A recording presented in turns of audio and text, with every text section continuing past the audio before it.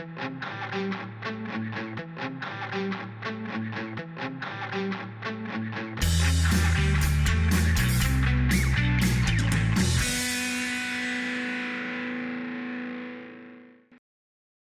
and welcome to our episode of FinTech Focus TV with me, Toby Babb. Today I am delighted to bring back onto the show after a 6-year hiatus since last year on, Clare Flynn Levy. How are you? Good to see you.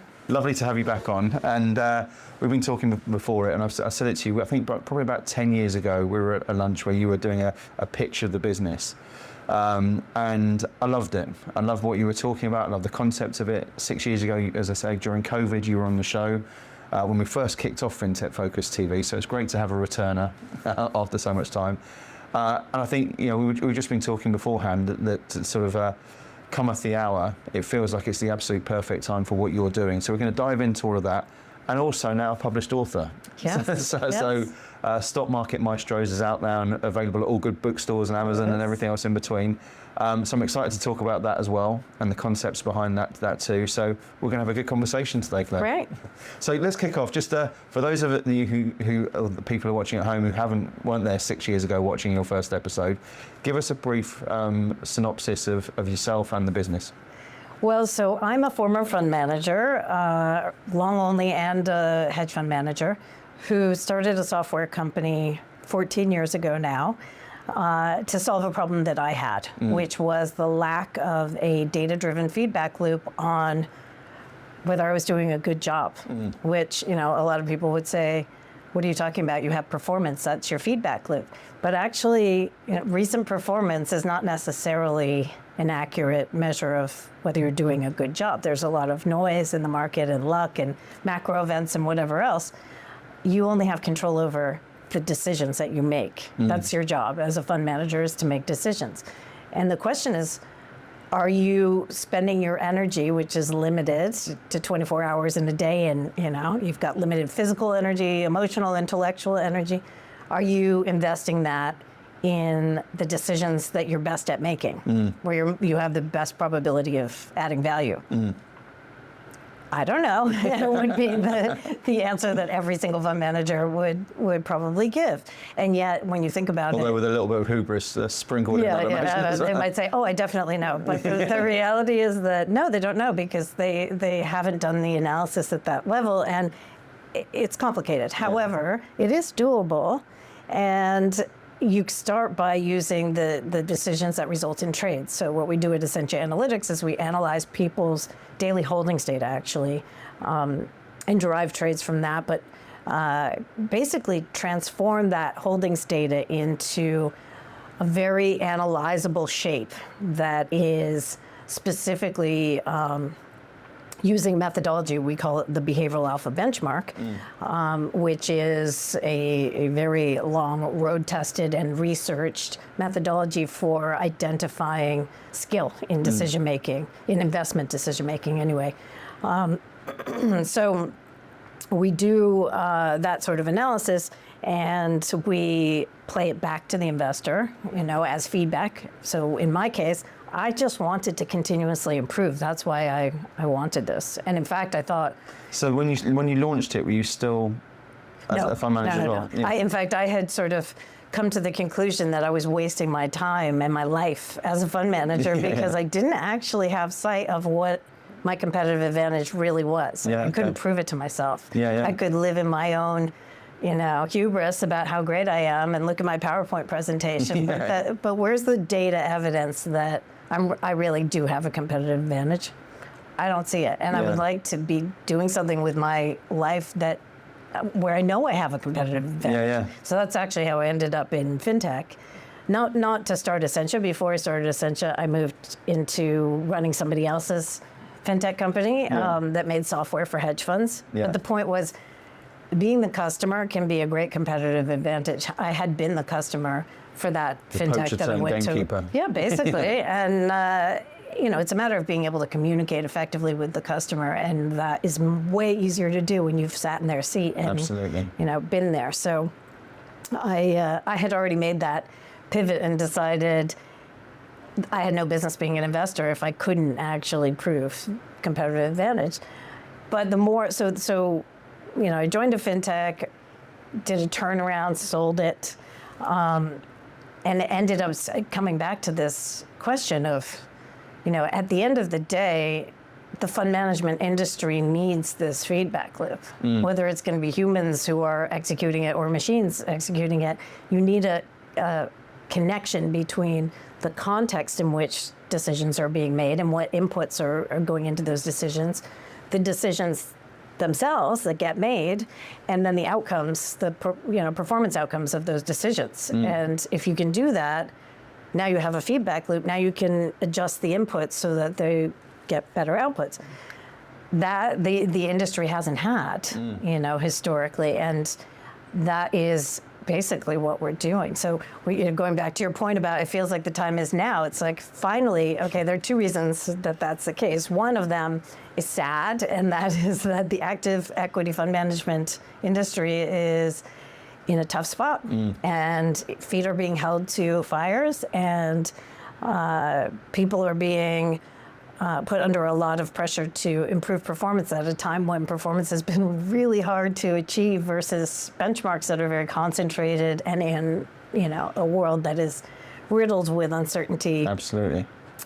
So people are under a lot of pressure, and that means, okay, they're now they're more up for looking in the mirror than they ever have been before. Yeah. Because in the past, when things were going really well, it's like, I don't really need to do that. Now it's like, okay, I check my ego at the door. I'm ready to just tell me what I need to do. So there's that going on. But then on the other hand, there's the whole AI thing going on. And that, there's a wide spectrum of adoption levels amongst different asset managers. At this point, it's still obviously very early days, but for the people who are furthest ahead, they're building like LLMs for the fund manager to be able to just ask a question, have it go away, and consult the risk system, consult the research system, consult the behavioral system. We become a layer within an AI tech stack. Which I never anticipated when I started the company, but it's so exciting. Isn't it fantastic? I mean, it's so exciting. It's like, whether you want to use our software or your own software, you can just hit our data. We take your data, transform it into a very analyzable shape with a very robust, methodology behind it, and that means that it can be reliable. So when you hook it to an LLM, that's better for context, not so much for the calculations on the data itself. I envy the people who will be making these investment decisions with that sort of a tool. Well, that's the whole thing, isn't it? It's finally being fully armed to make better decisions all the way through this. And I think that you've been in data before data was as cool as it is now, right? And if you think about behavioral analytics as itself, and then the whole, what does everyone say about AI at the moment? It's only as good, it only works properly if you've got the data underlying clean and healthy before it. So if you've got things there where you've got this product that's 14 years old, that's been able to, tried, tested, being able to help people make those decisions, and people are now hungry for that sort of stuff at the same time, in a world where we're looking to increase productivity under duress, effectively, from what we're saying, that's a perfect storm to be positioned I hope so. in. Right? I think so. Well, it certainly feels like it, and that's all the feedback we're taking. And I've always thought it was super cool as a bit of a data geek myself to work out how people can make these decisions, and through be it in sport or be it in business or finance or in my sector, recruitment. I've always loved the idea of how data can make people make better decisions, and that's why I've always been fascinated about your business and everything you've been doing. And I love even more now that it's sort of moved into the book too. And Stock Market Maestros is out, as we say. Tell us about that journey. Well, so once upon a time, 10 years ago, there was a book that came out called The Art of Execution by a guy called Lee Freeman Shore. And Lee had been a fund of funds manager when that was still a thing. I guess it sort of still exists, but this was in the hedge fund of funds space. And he created a best ideas fund, and he parceled out cash to a bunch of different top managers, and he had them in separately managed accounts. So he did have access to the data on what they were holding, and he did a lot of analysis of it. And long story short, he learned from the whole experience that the people that made him the best returns weren't necessarily the ones who got it right the most often. They were just the ones who, when they did get it right, got it more right than they got it wrong when they got it wrong. So in Essentia Analytics speak, that's saying the hit rate, which is like your batting average, it would be great to get it right more than 50% of the time. But actually, you shouldn't assume that that's going to be the case, because as we found in Stock Market Maestros, even amongst the very top, objectively measured skilled managers, the average hit rate was 49%. Is that right? So the house always wins. I mean, but it's like, okay, the question is, how do you behave once you're in? So if you're winning, do you let the winner run? How do you know how long to let it run? When you're losing, what do you do? Some people double down. Some people, stay there and just wait. Some people bail.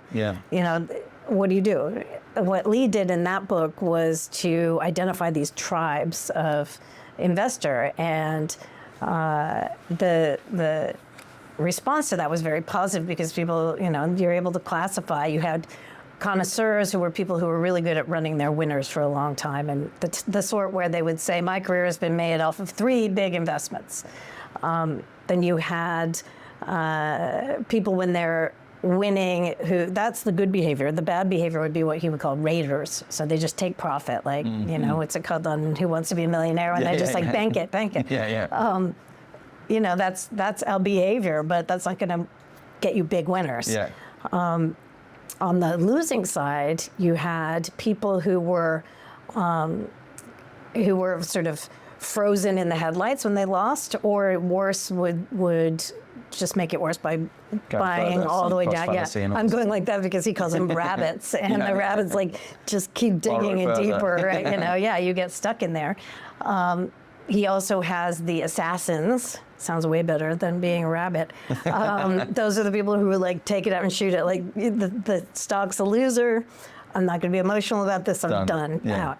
And then you have the hunters, which are the ones who they'll bide their time until there's it hits a certain level, and they go big, totally double up at that point, which is rare and quite a punchy thing to do. But some people are very good at that. So anyway, the book was a big success, and he got lots of letters from people saying, I love it, but I need your help understanding how I can be the sort I want to be, I don't want to be the rabbit or the raider. I want to be the other ones. And I want to be an assassin. Of course, who doesn't? But so he ended up, saying, well, you really need to be sitting next to a fund manager to watch what they do, because it's really hard for me to explain. Fast forward 10 years, and the publisher says to him, it's time. You should write another book, but this time make it be interviews with managers who are sharing how they run their winners and cut their losers. And he said, great, except for I don't have access to any data anymore. I don't know any of these guys anymore. He'd been out of the market for a while. But Clare does, because he and I had become friends over the first book. I had read it and said, I love this. I got to meet you. We met around the corner here at a Pret, and just stayed friends over the subsequent 10 years. And now we end up writing this book together. So what we've done is apply Essentia's analysis to, we started with a long list of managers. We isolated 73 of them. These are all award-winning managers. We went through Morningstar and said, okay, let's find me every investment week winner, every city winner, all the big awards. And now let's also look at performance. Let's look at Sharpe ratios. Let's look at the things that a fund allocator would look at. And so we came up with a list of 73 out of that. And then we went to them and said, okay, can we have your data?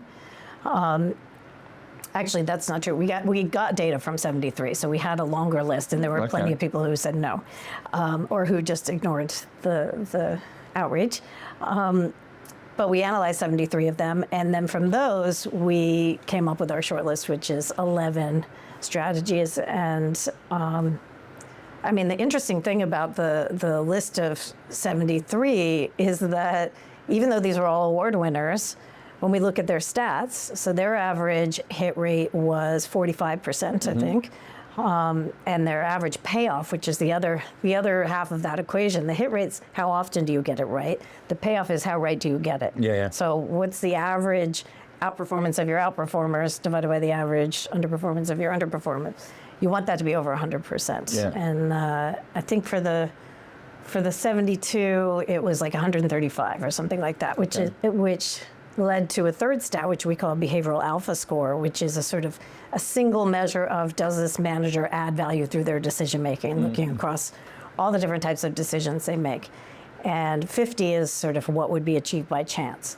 So the average for this group of award winners was 50.4, which is like, oh, that's not great, is it? It's like, I mean, that tracks with all the other research that tells you that the average fund manager doesn't outperform, blah, blah, blah. The shortlist managers I mentioned before had a hit rate of 49%, so still not over 50%. But their payoff was like 183%, so much higher payoff. Their winners are winning 1.8 times as much as the losers are losing. Yeah.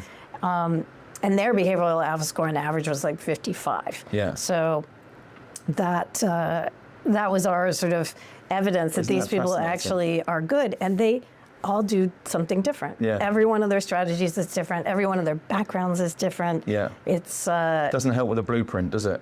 no, it doesn't. But I mean, it gives you hope if you're an aspiring, fund manager or investor that in the end, there's not like one right way to do that. Obviously, otherwise the opportunity wouldn't exist to generate alpha.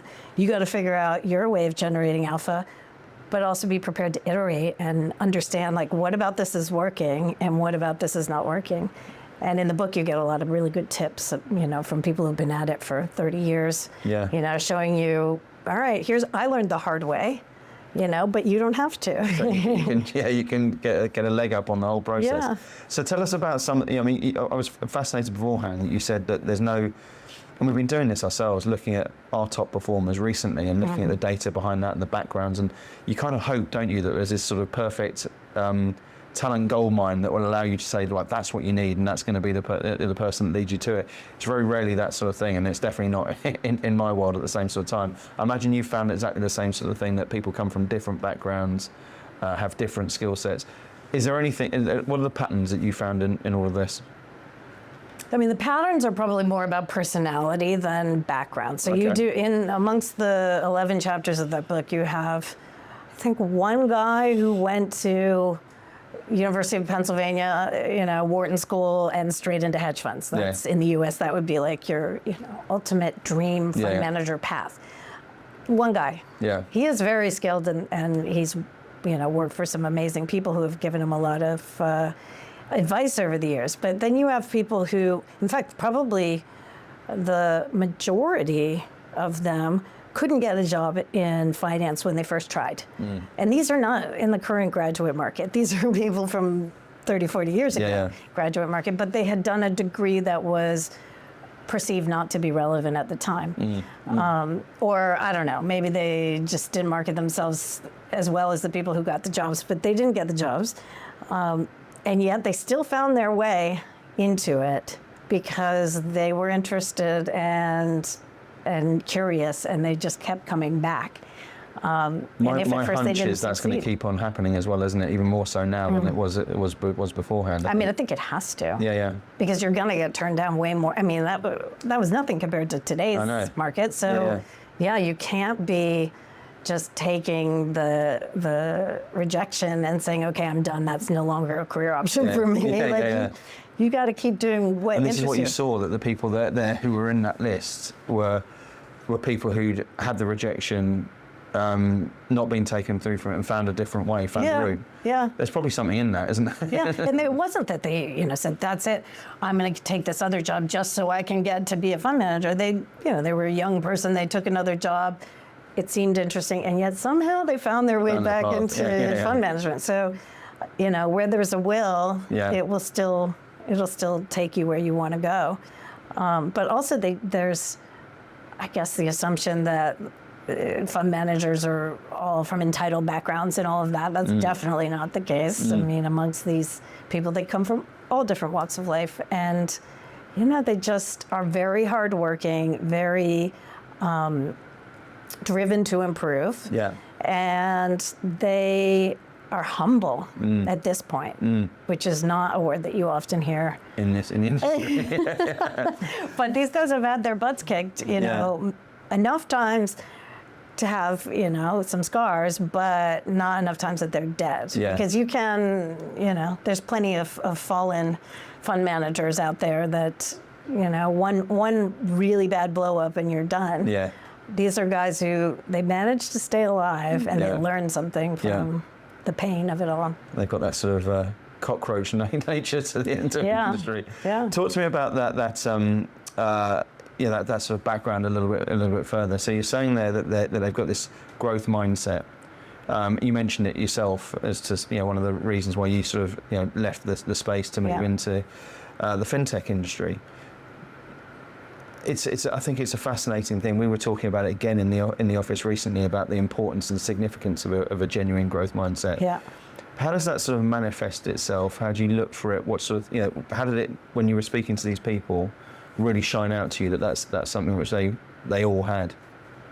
I mean, the biggest telltale is when I get on a call with somebody or walk in to see somebody and they're wearing like an Oura ring or a Fitbit or a, you know, Garmin watch or whatever. You can tell they're into that stuff in the first place. And if they're doing that in their athletic life, then they're probably doing it everywhere else. It bodes well for what they're going to be up for doing in their investing life. But I think it also becomes really clear in how they meet you when you sit there and show them, here's you in the mirror, you know, butt naked, that's you.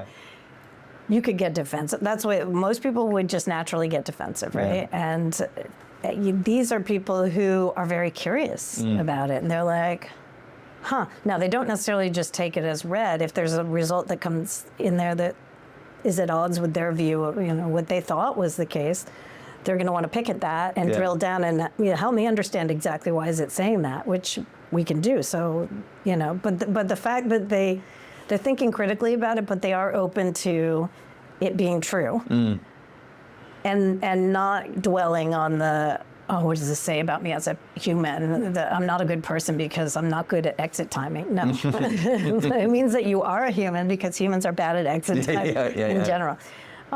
So yeah, I think it's an attitude. And I imagine they're sort of fascinated by what you're doing as well within that. Yeah, and they've tried to do this themselves. So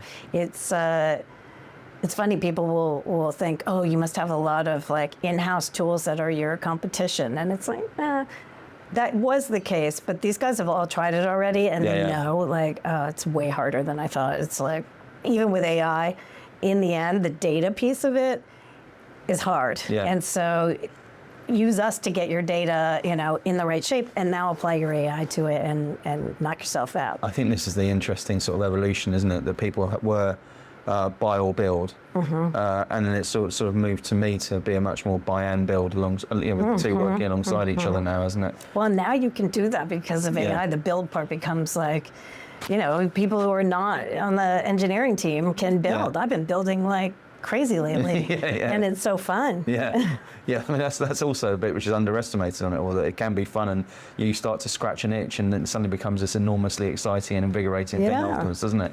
And I guess that sort of feeds into the industry itself, because AI has a transformational impact on the industry already, and I think we went from maybe 2 years ago where the noise on AI started, but there wasn't actually real use cases behind it, a lot of posturing, to a year ago where it started to have some, there was even more noise around it in every single boardroom, but it was still, what's it going to look like? So now where it's sort of becoming very much part of everyone's day to day, and even a rebadging of what was just normal technology suddenly becomes AI alongside it at the same sort of stage.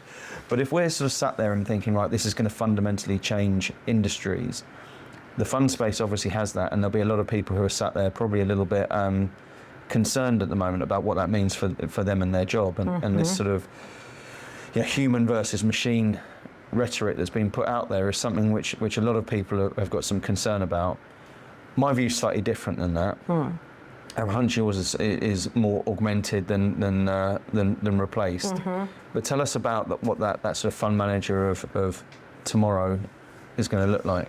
Because I nearly said the future there, but I don't think it is the future. No, it kind of feels a bit more immediate future. I'm seeing clients who are they're already doing this right now. Now, it's early stage, but in the end, what the industry needs is for a fund manager to be able to ingest way more information, make decisions out of that information, and execute on those decisions, and do it across way more vehicles than they used to, so that you can scale the human, right?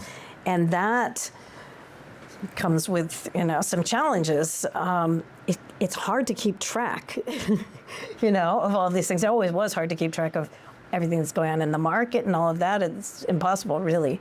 But also the requirements of given portfolios. Once you have more than 10 that you're looking after, it's like it can be quite unwieldy. Of course. And I think that having an LLM as a primary interface where a fund manager can sit down and say, okay, I'm thinking about switching from Visa into MasterCard, let's say, for some fundamental reason. What do you think? And then it goes away and it asks the risk system, what do you think? It asks the research system, what do you think? The behavioral system, what's happened the last time I did something like this? Is there anything I should know about that? It can go away and have these conversations with all these little sort of consulting teams almost, and then bring it back and say, okay, based on all of this, here's what we think, and here's how that would apply to this portfolio, it's different for different portfolios. You might consider doing something different for this one. I mean, that would take hours and hours, and it's not the fun part of being a fund manager anyway. So for a fund manager who is able to embrace that workflow and get behind it, it's like empowers you to do so much more. Yeah. And I'm finding that myself just as a salesperson. The biggest win for me has been about prep. I can talk to way more different people throughout every day. More accurately as well. Accurately. Yeah. I don't need to remember what we talked about last time. Honestly, I can't remember. Yeah. So, but I've got it all hooked up. I can get the full rundown and have a way higher quality meeting than I would have even before when I was doing lots of prep myself. Yeah. So, I think it's that bringing together of information when you know what the information is that you need. Yeah. That, it's transformation. This is my view on it. It's very similar to that. It's about hyper productivity, and I've said this a few times, both on the show and in meetings. I think we've spent the last nearly 20 years since the crisis, effectively just trying to work out how we can squeeze down costs and improve efficiencies. And that's been the obsession of the industry. How can we make it as cost effective as possible? Which obviously still remains a case with it all. But there's only so much you can squeeze on that and before you then have to start thinking, right, where's the next bit of profit going to be coming from? And to me, that comes into the productivity gains.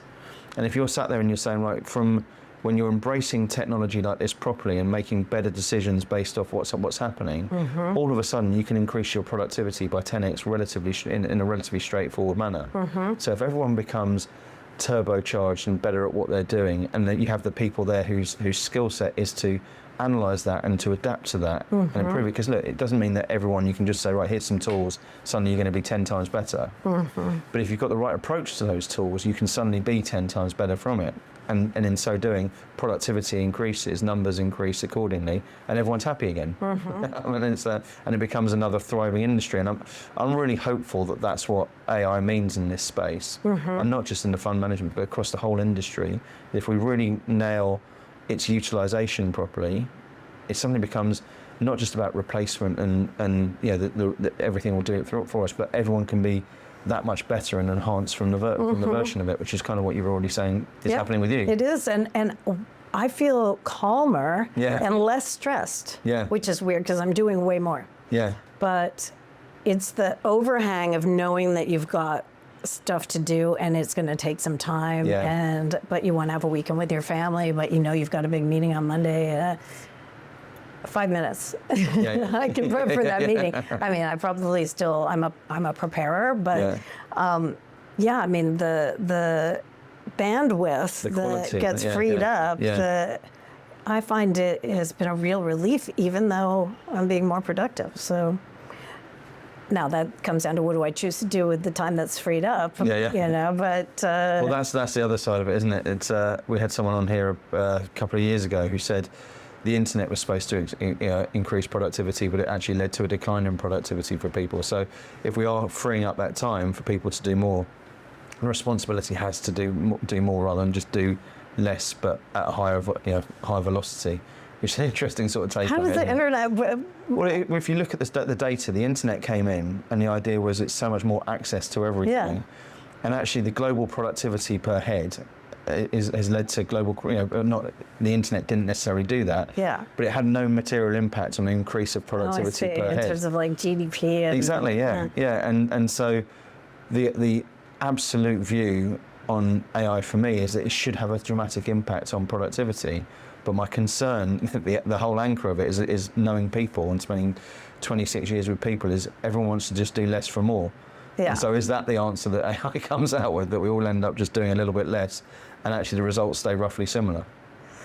Yeah, I mean, But that's a whole other conversation, isn't it? It is. And also, like, what is the value? What do you get paid for what you're doing? I mean, I think for people who have real expertise at something, now's a great time. You know, I think there's an opportunity to really capitalize on that, whether that's financially or just like intellectually. Yeah.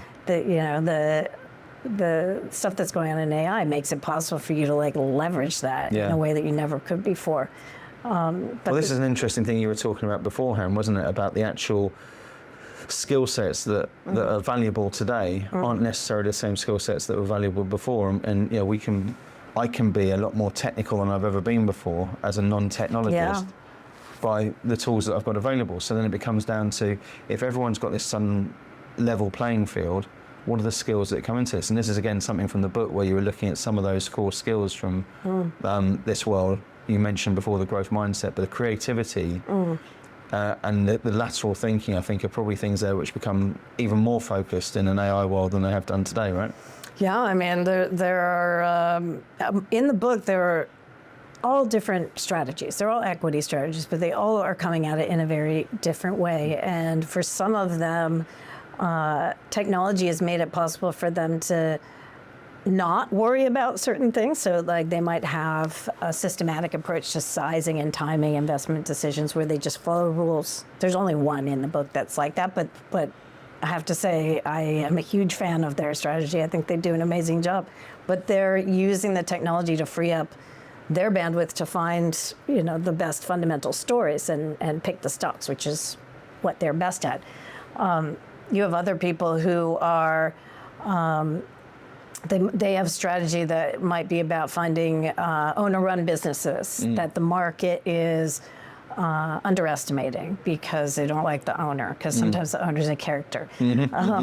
Like that's a creative associate. AI is not going to pitch that one to you. Like you have to have come to that based on experience and the hypothesis about the fact that somebody who owns their or has founded their business is more likely to care about it on a go-forward basis than somebody who did not found that business. So that sort of creativity has come from the human, but then he's using technology to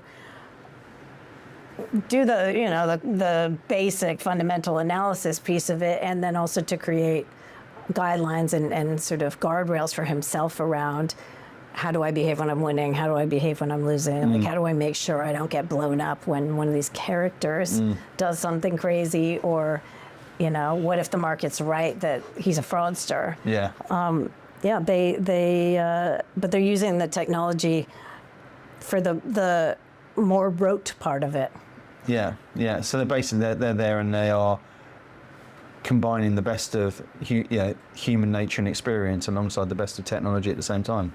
Which is exactly where we should where we should be. It's just people don't like change. Yeah. And for some people, the whole AI thing is, that you can feel like it's passed you by and you missed it, right? Oh my God, everyone's talking about Claude and I haven't used Claude.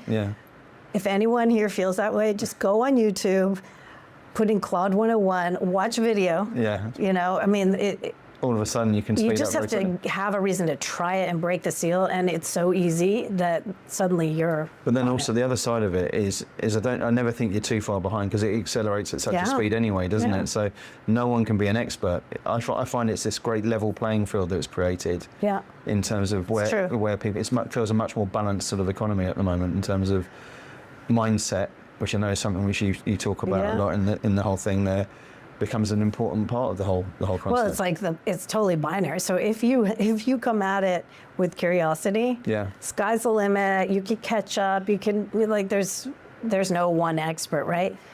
If you don't, if you're afraid of it or you're anti it, and don't get me wrong, like I find it very scary, just like everybody else in lots of ways. But if somebody was just a friend of mine was just saying his daughter had just quit her job because she disagrees with the use of AI in general, and this job very much required it, and it's like I'm afraid.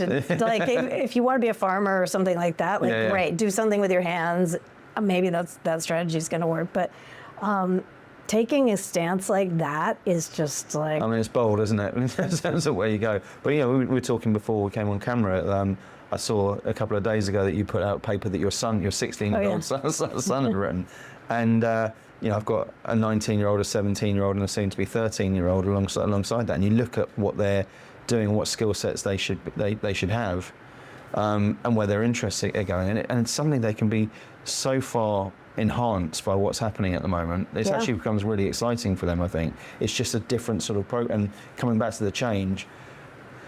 Going beforehand saying, right, I'm going to university or college and I'm going to get this sort of set of skill sets and that's going to put me onto that pathway. Yeah. Suddenly there's a whole myriad of pathways that people can go down. I mean, it's very unclear and it's probably very frightening, but at the same time, it's like you can always look at things as half empty or half full. I'm an optimist. I go for the half full.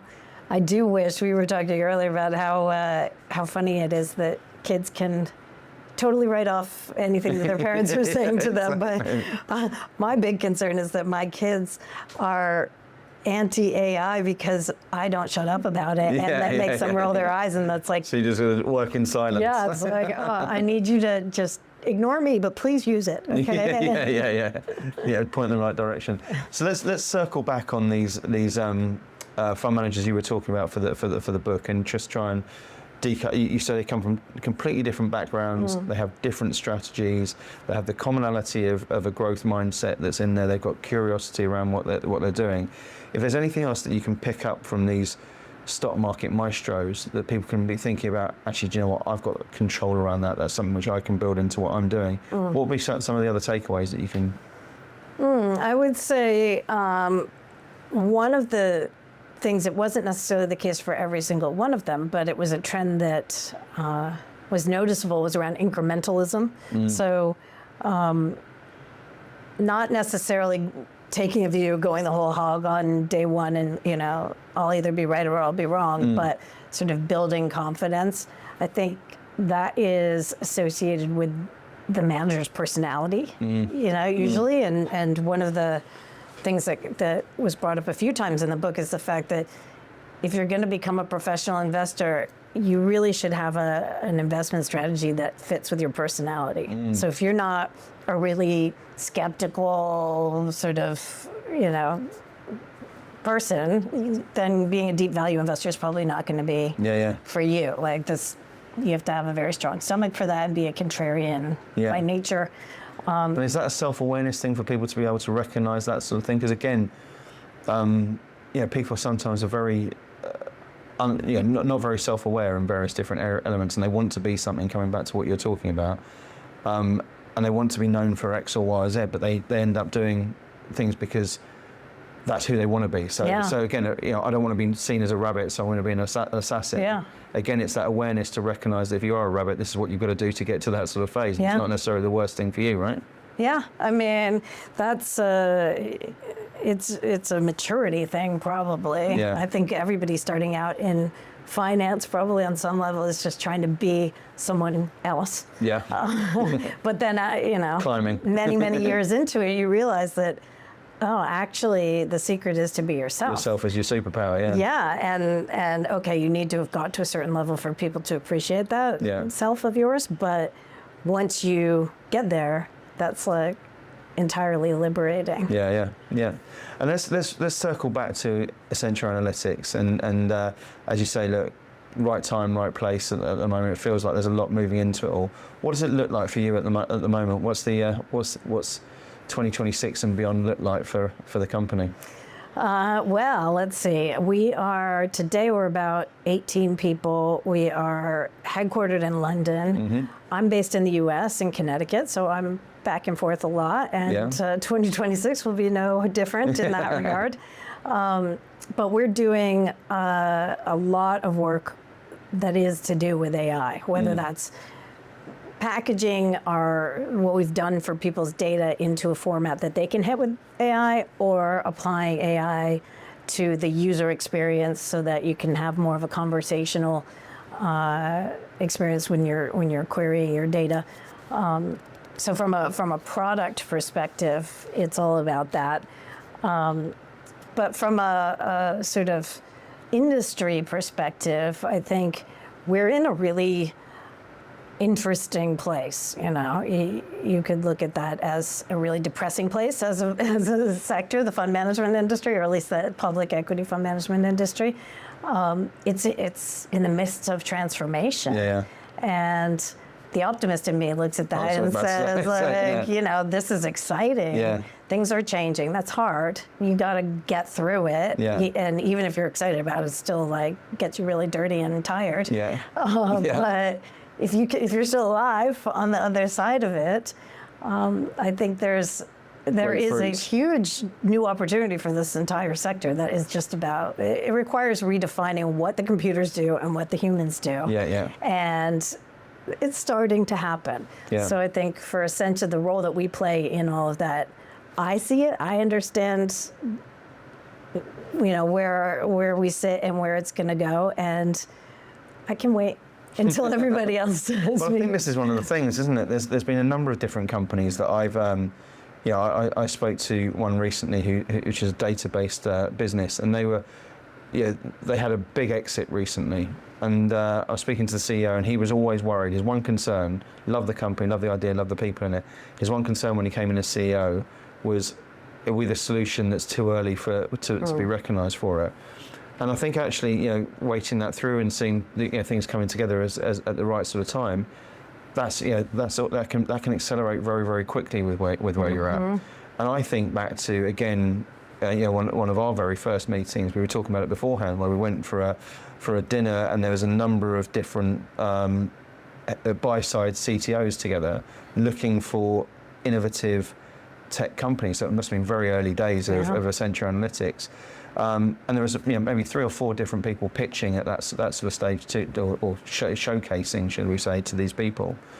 And it was difficult to find it. I got tasked with finding a few people who I thought were cool to come into it, to do that. And there wasn't an awful lot of pure buy-side innovation at that sort of stage. Yeah. Fast forward a decade, and it's a phenomenal piece. And the investment that people are doing to get to that sort of phase, I think, is fascinating and really exciting. And as I say, look, I sit there as an optimist, both of entrepreneurial by nature. I think when you look at that sort of thing and think about what can be and where it can go, I think there's a lot to be excited about in there as well, and it's great to have you back in talking about all that sort of stuff. I can't wait to really properly read the book and get into it. It sounds fascinating, and as we say, you can buy it everywhere right now. Yep, Stock Market Maestros. It's on Amazon. It's not long. Right? Let me tell you why you should read it. It's not long. It is chapters that are basically stories of fund managers. Exactly, like the sort of book I love as well. Yeah. I'm looking forward to getting into it. And if people want to find out a little bit more about the book or indeed about the company, best way to get in touch with you? Essentia, like essential without the L, -analytics.com. Perfect. Listen, Claire, lovely to see you again. You too. Thanks for coming in. And thank you all for watching. We will see you soon on another episode of FinTech Focus TV. Thanks a lot.